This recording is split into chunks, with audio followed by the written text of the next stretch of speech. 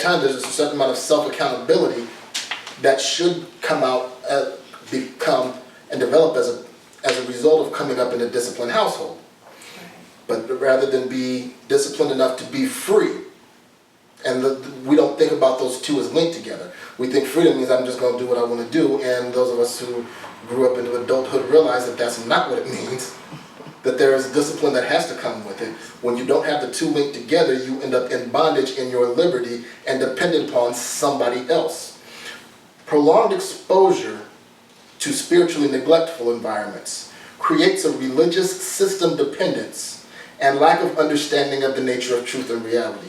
So these folks who are neglected, just like a 25, 30, 35, 40, 45-year-old adult is ill-equipped to take care of themselves and dependent on the parents, the neglectful spiritual environment leaves them dependent on the system that neglected them all along in order to take care of them. And as we'll talk about in a minute, they're perfectly fine with that.